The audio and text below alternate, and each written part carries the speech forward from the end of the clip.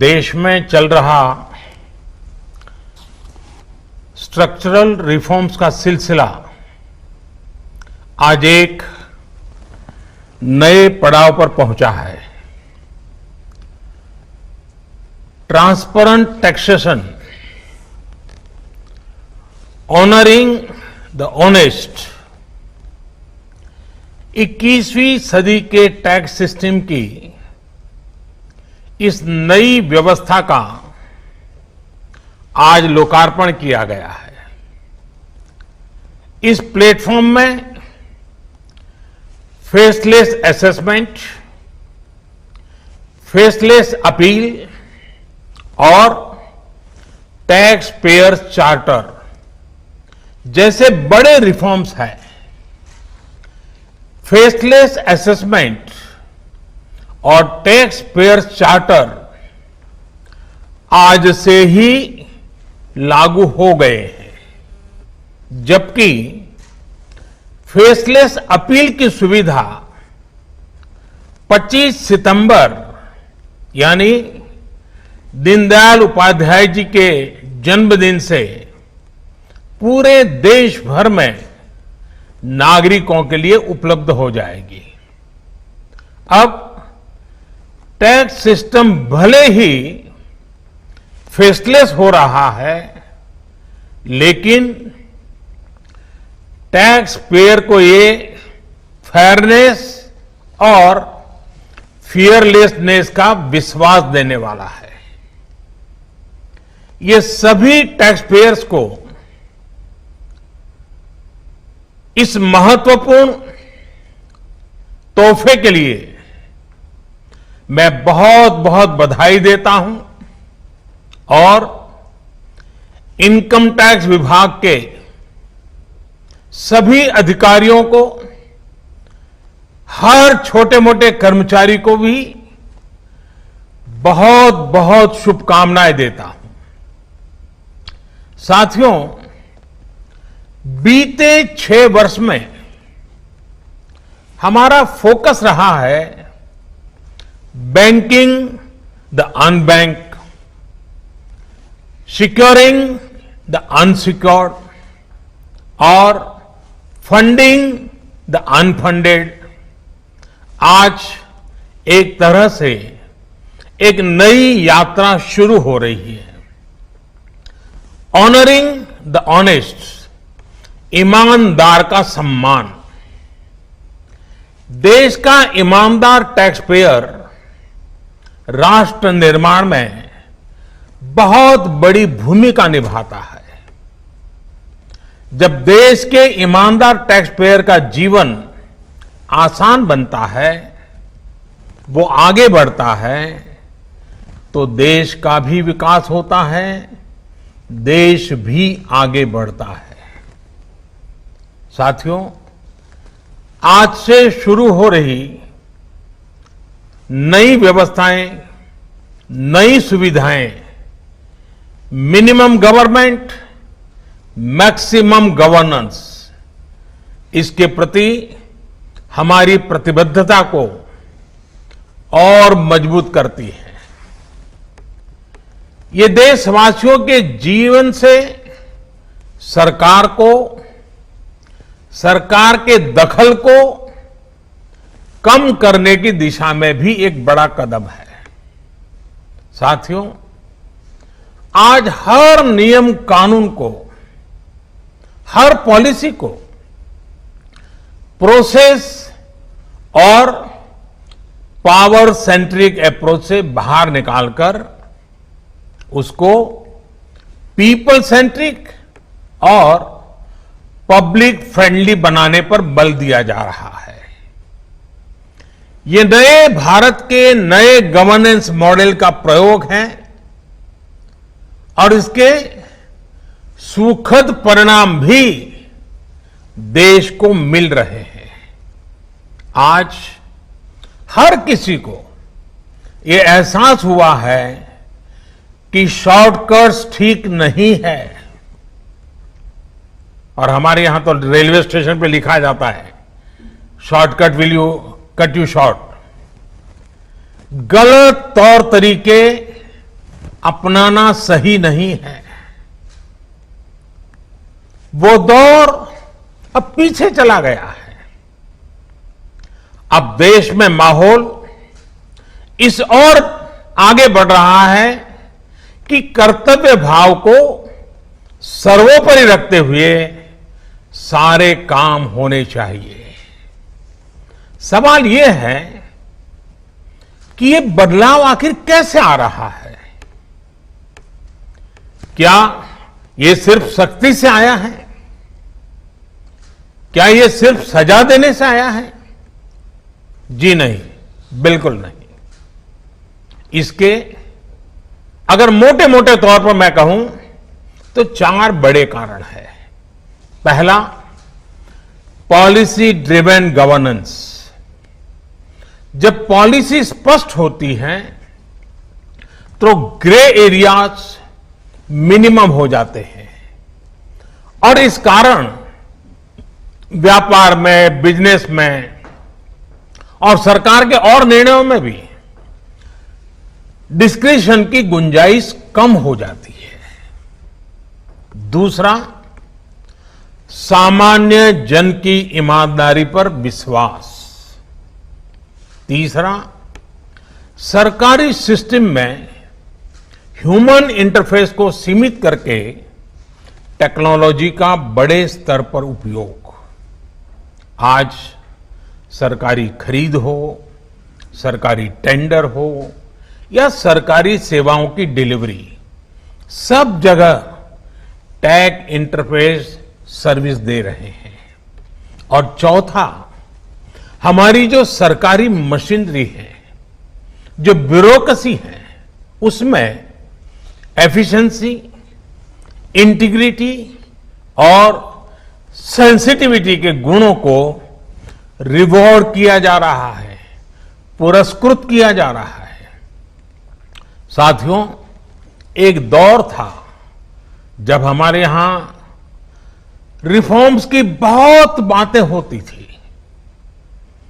कभी मजबूरी में कुछ फैसले लिए जाते थे, कभी दबाव में कुछ फैसले हो जाते थे, तो उन्हें रिफॉर्म कह दिया जाता था। इस कारण इच्छित परिणाम नहीं मिलते थे। अब ये सोच और अप्रोच दोनों बदल गई है। हमारे लिए रिफॉर्म का मतलब है रिफॉर्म नीति आधारित हो, टुकड़ों में नहीं हो, होलिस्टिक हो और एक रिफॉर्म दूसरे रिफॉर्म का आधार बने, नए रिफॉर्म का मार्ग बनाए। और ऐसा भी नहीं है कि एक बार रिफॉर्म करके रुक गए। ये निरंतर सतत चलने वाली प्रक्रिया है। बीते कुछ वर्षों में देश में 1,500 से ज्यादा कानूनों को समाप्त किया गया है। ईज ऑफ डूइंग बिजनेस की रैंकिंग में भारत आज से कुछ साल पहले 134वें नंबर पर था। आज भारत की रैंकिंग 63 है। रैंकिंग में इतने बड़े बदलाव के पीछे अनेकों रिफॉर्म्स हैं, अनेकों नियमों कानूनों में बड़े परिवर्तन है। रिफॉर्म्स के प्रति भारत की इसी प्रतिबद्धता को देखकर विदेशी निवेशकों का विश्वास भी भारत पर लगातार बढ़ रहा है। कोरोना के इस संकट के समय भी भारत में रिकॉर्ड एफडीआई का आना इसी का उदाहरण है। साथियों, भारत के टैक्स सिस्टम में फंडामेंटल और स्ट्रक्चरल रिफॉर्म्स की जरूरत इसलिए थी क्योंकि हमारा आज का ये सिस्टम गुलामी के कालखंड में बना और फिर धीरे धीरे इवॉल्व हुआ। आजादी के बाद इसमें यहां वहां थोड़े बहुत परिवर्तन किए गए, लेकिन लार्जली सिस्टम का कैरेक्टर, उसकी चाल चलन वही रहा। परिणाम यह हुआ कि जो टैक्स पेयर राष्ट्र निर्माण का एक मजबूत पिलर है, जो देश को गरीबी से बाहर निकालने के लिए योगदान दे रहा है, उसको कटघरे में खड़ा किया जाने लगा। इनकम टैक्स का नोटिस फरमान की तरह बन गया। देश के साथ छल करने वाले कुछ मुट्ठी भर लोगों की पहचान के लिए बहुत से लोगों को अनावश्यक परेशानी से गुजरना पड़ा। कहां तो टैक्स देने वालों की संख्या में गर्व के साथ विस्तार होना चाहिए था और कहां गठजोड़ की, साठगांठ की व्यवस्था बन गई। इस विसंगति के बीच ब्लैक और व्हाइट का उद्योग भी फलता फूलता गया। इस व्यवस्था ने ईमानदारी से व्यापार कारोबार करने वालों को, रोजगार देने वालों को और देश की युवा शक्ति की आकांक्षाओं को प्रोत्साहित करने के बजाय कुचलने का काम किया। साथियों, जहां कॉम्प्लेक्सिटी होती है, वहां कंप्लायंस भी मुश्किल होता है। कम से कम कानून हो, जो कानून हो वो बहुत स्पष्ट हो, तो टैक्स पेयर भी खुश रहता है और देश खुशहाल होता है। बीते कुछ समय से यही काम करने की दिशा में एक के बाद एक कदम उठाए जा रहे हैं। अब जैसे दर्जनों टैक्सेस की जगह जीएसटी आ गया, रिटर्न से लेकर रिफंड की व्यवस्था को पूरी तरह से ऑनलाइन किया गया। जो नया स्लैब सिस्टम आया है, उसमें बेवजह के कागजों और दस्तावेजों को जुटाने की मजबूरी से मुक्ति मिल गई है। यही नहीं, पहले 10 लाख रुपए से ऊपर के विवादों को लेकर सरकार हाई कोर्ट और सुप्रीम कोर्ट पहुंच जाती थी। अब हाई कोर्ट में 1 करोड़ रुपए तक के और सुप्रीम कोर्ट में 2 करोड़ रुपए तक के केस की सीमा तय की गई है। विवाद से विश्वास जैसी योजना से कोशिश ये है कि ज्यादातर मामले कोर्ट से बाहर ही सुलझ जाए। इसी का नतीजा है कि बहुत कम समय में ही करीब 3 लाख मामलों को सुलझाया जा चुका है। साथियों, प्रक्रियाओं की जटिलताओं के साथ साथ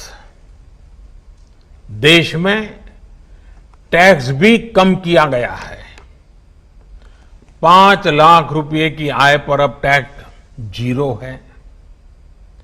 बाकी स्लैब में भी टैक्स कम हुआ है। कॉरपोरेट टैक्स के मामले में हम दुनिया में सबसे कम टैक्स लेने वाले देशों में से एक हैं। साथियों, कोशिश ये है कि हमारी टैक्स प्रणाली सीमलेस हो, पेनलेस हो, फेसलेस हो। सीमलेस यानी टैक्स एडमिनिस्ट्रेशन हर टैक्स पेयर को उलझाने के बजाय समस्या को सुलझाने के लिए काम करे। पेनलेस यानी टेक्नोलॉजी से लेकर रूल्स तक सब कुछ सिंपल हो। फेसलेस यानी टैक्स पेयर कौन है और टैक्स ऑफिसर कौन है, इससे मतलब ही नहीं होना चाहिए। आज से लागू होने वाले ये रिफॉर्म्स इसी सोच को आगे बढ़ाने वाले हैं।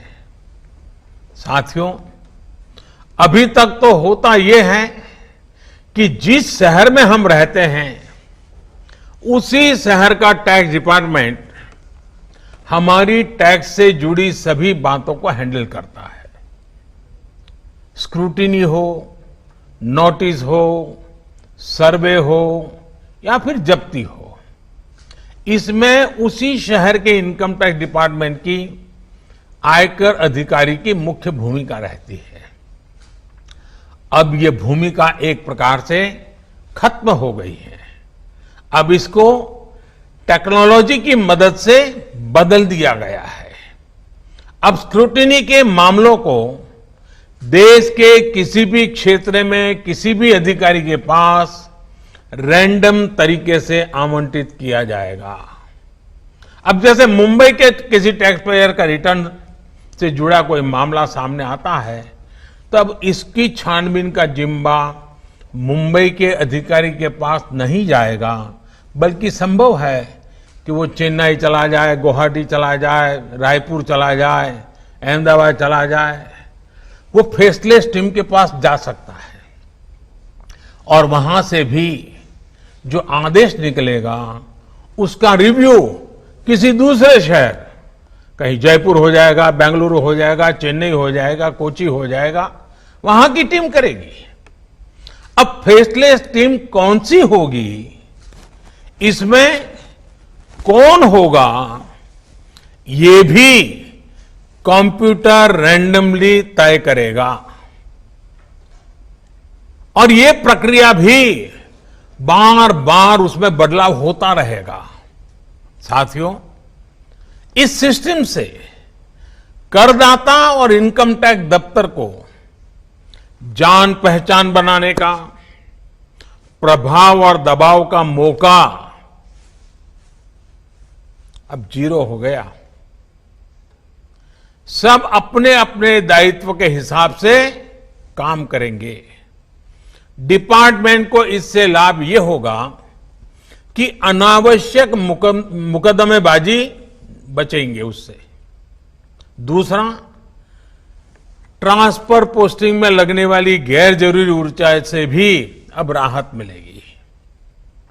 इसी तरह टैक्स से जुड़े मामलों की जांच के साथ साथ अपील भी अब फेसलेस होगी।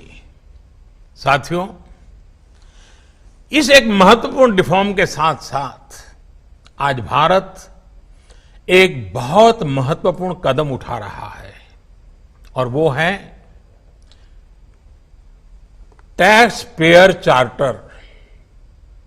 ये टैक्स पेयर चार्टर भी देश की विकास यात्रा में बहुत बड़ा कदम है और टैक्स पेयर के लिए अधिकार और कर्तव्य दोनों को संतुलित करने का और सरकार की जिम्मेवारी पक्की करने का ये बहुत अहम कदम है। टैक्स पेयर को इस स्तर का सम्मान और सुरक्षा देने वाले दुनिया में बहुत कम देश है, गिने चुने देश हैं।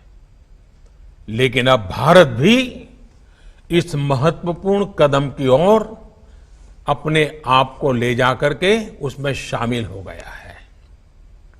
अब टैक्स पेयर को उचित, विनम्र और तर्कसंगत व्यवहार का भरोसा दिया गया है। यानी आयकर विभाग को अब टैक्स पेयर की डिग्निटी का संवेदनशीलता के साथ ध्यान रखना होगा। अब टैक्स पेयर की बात पर विश्वास करना होगा। डिपार्टमेंट उसको बिना किसी आधार के ही शक की नजर से नहीं देख सकता। अगर किसी प्रकार का संदेह है भी तो टैक्स पेयर को अब अपील और समीक्षा का भी अधिकार दिया गया है। साथियों, अधिकार हमेशा दायित्वों के साथ आता है, कर्तव्यों के साथ आते हैं। इस चार्टर में भी टैक्स पेयर से कुछ अपेक्षाएं की गई हैं। टैक्स पेयर के लिए टैक्स देना या सरकार के लिए टैक्स लेना ये कोई हक का अधिकार का विषय नहीं है, बल्कि ये दोनों का दायित्व है, जिम्मेवारी है, कर्तव्य है, रिस्पॉन्सिबिलिटी है। टैक्स पेयर को टैक्स इसलिए देना है क्योंकि उसी से सिस्टम चलता है। देश की एक बड़ी आबादी के प्रति देश अपना फर्ज निभा सकता है और उज्जवल भविष्य की ओर कदम भी रख सकता है। इसी टैक्स से खुद टैक्स पेयर को भी तरक्की के लिए, प्रगति के लिए बेहतर सुविधाएं और इंफ्रास्ट्रक्चर मिल पाता है। वहीं सरकार का ये दायित्व है कि टैक्स पेयर की पाई पाई का सदुपयोग करे। ऐसे में आज जब करदाताओं को सुविधा और सुरक्षा ये दोनों मिल रही हैं, तो देश भी हर टैक्स पेयर से अपने दायित्वों के प्रति ज्यादा जागरूक रहने की अपेक्षा करता है। साथियों, देशवासियों पर भरोसा, इस सोच का प्रभाव कैसे जमीनी पर नजर आता है, ये समझना भी बहुत जरूरी है। वर्ष 2012-13 में जितने टैक्स रिटर्न होते थे, उसमें से 0.94% की स्क्रूटनी होती थी। वर्ष 2018-19 में यह आंकड़ा घटकर 0.26% पर आ गया है। यानी केस की स्क्रूटनी करीब करीब 1/4 हो गई है, 4 गुना कम हुई है। स्क्रूटनी का 4 गुना कम होना अपने आप में बता रहा है कि बदलाव कितना व्यापक है। साथियों, बीते 6 वर्षों में भारत ने टैक्स एडमिनिस्ट्रेशन में गवर्नेंस का एक नया मॉडल विकसित होते देखा है। We have decrease complexity, decrease taxes, decrease litigation, increase transparency, increase tax compliance, increase trust on the tax payer. साथियों, इन सारे प्रयासों के बीच बीते 6-7 साल में इनकम टैक्स रिटर्न भरने वालों की संख्या में करीब 2.5 करोड़ की वृद्धि हुई है। ये वृद्धि तो बहुत बड़ी है, लेकिन इस बात का हम इनकार नहीं कर सकते हैं कि इसके बावजूद भी 130 करोड़ के देश में ये बहुत कम है, बहुत कम है। इतने बड़े देश में सिर्फ 130 करोड़ में से 1.5 करोड़ साथी ही इनकम टैक्स जमा करते हैं। 130 करोड़ में 1.5 करोड़। मैं आज देशवासियों से भी आग्रह करूंगा, जो सक्षम है उनको भी आग्रह करूंगा, भिन्न भिन्न करके व्यापार उद्योग के संगठन चलाते हैं उनको भी आग्रह करूंगा। इस पर हम सबको चिंतन करने की जरूरत है, देश को आत्मचिंतन करना होगा और ये हमारा आत्मचिंतन ही आत्मनिर्भर भारत के लिए आवश्यक है, अनिवार्य है। और ये जिम्मेदारी सिर्फ टैक्स डिपार्टमेंट की नहीं है, ये जिम्मेवारी हर हिंदुस्तानी की है, हर भारतीय की है जो टैक्स देने में सक्षम है, लेकिन अभी वो टैक्स नेट में नहीं है। वो स्वप्रेरणा से अपने आत्मा को पूछे, आगे आए। और अभी 2 दिन के बाद 15 अगस्त है। आजादी के लिए मरने मिटने वालों को जरा याद कीजिए, आपको लगेगा हां, मुझे भी कुछ न कुछ देना चाहिए। आइए विश्वास के, अधिकारों के, दायित्वों के इस महत्वपूर्ण भावना का सम्मान करते हुए, इस प्लेटफॉर्म का सम्मान करते हुए नए भारत, आत्मनिर्भर भारत के संकल्प को सिद्ध करें। एक बार फिर देश के वर्तमान और भावी ईमानदार टैक्स पेयर को बहुत बहुत बधाई देता हूं, शुभकामनाएं देता हूं। और ये पहल, ये बहुत बड़ा फैसला लिया गया है। इनकम टैक्स के अधिकारियों को भी जितनी बधाई दे उतनी कम है। हर टैक्स पेयर ने इनकम टैक्स अधिकारियों को भी बधाई देनी चाहिए, क्योंकि एक प्रकार से उन्होंने अपने आप पर बंधन डाले हैं। अपने खुद की ताकत को, अपने अधिकारों को उन्होंने खुद ने काटा है। अगर इनकम टैक्स डिपार्टमेंट के अधिकारी इस प्रकार से आगे आते हैं तो किसको गर्व नहीं होगा? हर देशवासी को गर्व होना चाहिए। और पहले के जमाने में शायद टैक्स के कारण कुछ समस्याएं होगी, लोगों ने टैक्स देने के रास्ते पर जाना पसंद नहीं किया होगा। अब जो रास्ता बना है वो टैक्स देने की तरफ जाने का आकर्षक रास्ता बना है। और इसलिए आइए भव्य भारत के निर्माण के लिए इस व्यवस्था का लाभ भी उठाएं और इस व्यवस्था को जोड़ने के लिए आगे भी आए। मैं फिर एक बार आप सबका बहुत बहुत धन्यवाद करता हूं, अनेक अनेक शुभकामनाएं देता हूं। निर्मला जी और उनकी पूरी टीम को भी मैं बहुत धन्यवाद करता हूं कि एक के बाद एक देश के उज्जवल भविष्य के लिए लंबे अरसे तक प्रभाव पैदा करने वाले अनेक सकारात्मक निर्णयों का नेतृत्व कर रहे हैं। मैं फिर एक बार सबको बधाई देता हूं, सबका धन्यवाद करता हूं।